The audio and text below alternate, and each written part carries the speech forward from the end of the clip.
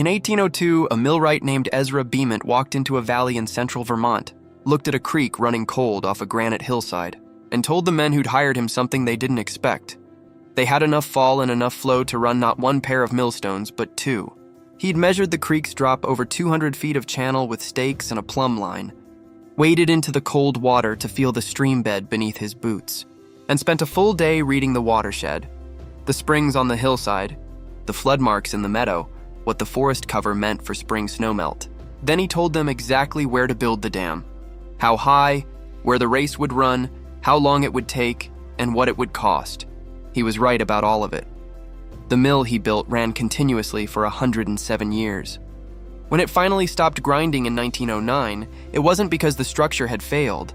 A railroad had simply arrived in the valley, and grain could now ship to commercial city mills instead. Bement's timber framing, cut from local white oak, hadn't shifted a quarter inch in a century of operation. The building stood empty for another 60 years, until an unmaintained roof finally gave way to an ice storm in 1969. Not structural. Failure. Neglect.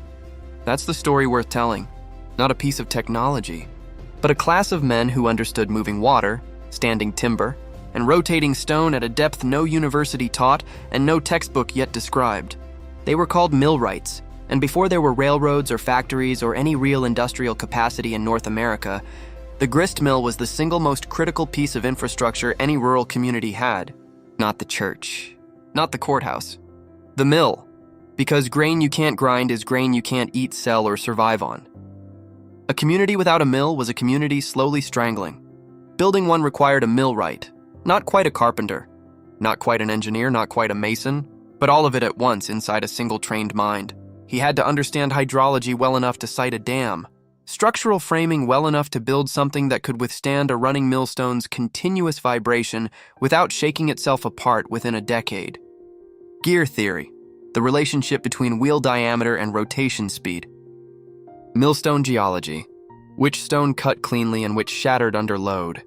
And the precise mechanics of water wheels themselves. None of these men held an engineering degree because the degree didn't exist yet.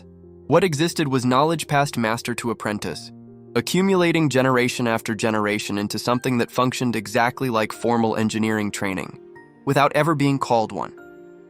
The first decision, where the mill would stand, determined everything that followed. Get the site wrong and you built a mill that ran dry every summer or flooded out every spring. Reading a watershed took years to learn. The height of flood debris caught in streamside trees told a millwright how high spring floods rose. The texture of the stream bed told him whether the substrate was solid bedrock or shifting gravel. How the water behaved in a drought told him whether the flow was fed by groundwater springs that would hold through August, or surface runoff that would drop to a trickle exactly when farmers needed the mill most. The dam itself was the foundation everything else depended on. Most early dams were timber crib structures, heavy hewn timber stacked and filled with stone, fast to build but vulnerable to New England's violent spring floods, which could undercut a poorly built dam and wash the entire structure downstream in a single event. A good millwright buried the dam's base well below the stream bed, so floodwater couldn't scour beneath it and lever the whole thing loose, angled it slightly upstream so pressure drove it deeper into its own foundation, and built the waste gate, the emergency overflow channel, with obsessive care, because a dam that got overtopped was a dam destroyed. The mills built by millwrights who got this right survived floods that would later take iron highway bridges downstream. Centuries later, the mill race, the channel carrying water from the dam pond to the wheel, needed a precisely consistent gradient, fast enough to avoid silting. Not so fast it eroded its own banks, sealed against seepage so it didn't lose head. The pressure difference that was the whole source of the mill's power. Millwrights puddled these channels with packed clay or lined them with hewn timber, checking the fall every few feet with levels and plumb bobs and a trained eye. The water wheel itself, the machine at the heart of it all, was built almost entirely of wood, shaped by axe and adze and chisel, joined with mortise and tenon, expected to turn continuously for years without failure. There were three basic types chosen entirely by the site. The undershot wheel sat directly in the current, needing no head or fall at all, but capturing only 20 to 30% of the water's energy. The overshot wheel took water from a flume at the top into buckets around its rim, letting gravity and weight do the work, 60 to 70% efficient. the wheel of choice wherever hillside streams offered real fall.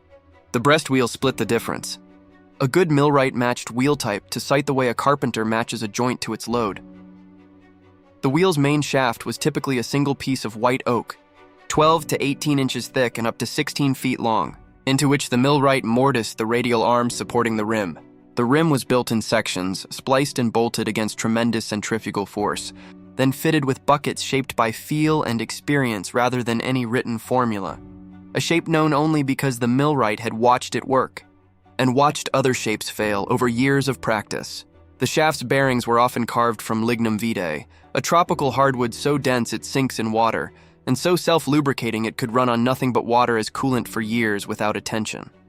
Inside the mill, an entirely wooden gear train transferred power from the turning wheel to the grinding stones, the pit wheel, its teeth carved from applewood or hornbeam, tough enough to survive constant meshing impact without splitting. The wallower, converting horizontal rotation into vertical, the great spur wheel. And finally the stone nut, driving the runner stone at exactly the speed grinding required. Too slow and the flour came out coarse. Too fast and friction scorched the grain. Getting that ratio right, with no formula written on paper, purely from trained intuition, was the millwright's whole art distilled into wood and gear teeth. If a story like this is worth your time, subscribing helps make sure more of them find their way to you. The millstones themselves hid extraordinary refinement inside what looked like simple flat rock. 2 stones, each 4 feet across and weighing up to a ton, with a gap between their faces measured in fractions of an inch. Too close, and friction scorched the grain and ruined both stone faces. Too far, and the grain passed through unground. A millstone dresser maintained the cutting grooves on those faces using a small steel pick. Working crouched between the stones in air, thick with rock dust that gave many millers and dressers lung disease at rates, the surviving records make painfully clear. The best stones, French burr, quarried from a specific quartz deposit near La Ferté-sous-Jouarre in France, were imported at premium prices. A set could cost more than the mill's entire wooden gear train. The whole economic system ran on the toll. The miller kept an 1/8 or 1/16 of every farmer's grain as payment. Weighed and measured on equipment he alone controlled. It was a system built entirely on trust, and an honest miller with well-dressed stones and a fair toll dish could drive a dishonest competitor out of business simply by reputation, with no other competition required. In 1795, a Delaware inventor named Oliver Evans published The Young Millwright and Miller's Guide, the first systematic American text on mill design, an attempt to finally write down knowledge that millwrights had carried entirely in their heads for 2 centuries. It went through 14 editions and became the most widely distributed technical manual in early America. But every mill built before 1795 had been built entirely from memory and oral tradition. Evans didn't create that knowledge. He transcribed it. There was no guild, no formal school for millwrights, only years of apprenticeship. A young man learning by felling timber, hewing beams, driving trunnels, and quarrying stone alongside a master who demonstrated rather than lectured, correcting a hand mid-motion, explaining what a soil color meant about drainage, why a bucket needed this shape and not another. The knowledge moved person to person, hand to hand, accumulating in the apprentice's body as much as his mind, until eventually he left to build mills of his own, and took on apprentices in turn, continuing an unbroken chain for a century and a half before Evans ever put a word of it on paper. Mills faced the same enemies as every wooden structure in early America: fire, flood, and neglect, but carried one additional burden barns and houses never faced: constant vibration from the turning wheel and meshing gears and grinding stones, hour after hour, year after year. A poorly framed mill worked its own joints loose within a decade. The mills that survived 2 centuries weren't lucky. They were built by men who braced their frames with obsessive precision, cut their joints tight, oriented their timber grain to resist exactly the stresses each piece would face, and balanced their wheels so carefully that millions of revolutions over the years never opened a single seam. Roughly 150 of these mills survive today across the eastern United States in some form, some still operating, grinding real flour for sale, not as museum demonstrations. And still, the men who built them are almost invisible in the historical record. We know Oliver Evans because he wrote a book. We know mill owners because they appear in deeds and account books. We almost never know who built the mill itself. A millwright appears, if he appears at all, as a single line in an old ledger, a name, a sum of money, and then nothing. We don't know where he was born, how many mills he built, or where he's buried. His work survives. His name usually doesn't. There's a water wheel turning right now in a valley somewhere in the eastern United States. I won't say where. I've stood in that wheel pit, felt the 2-century cold still held in the stone. Watched the shadow of the wheel move in the dim light. The same wheel a man whose name doesn't survive in any document once measured, cited, and built by hand. He read a creek no one had mapped, calculated a gear ratio no one had written down, and hung a wheel no one had engineered on paper. Then he moved to the next valley and left the result turning behind him. It's still turning. The stone still grinds.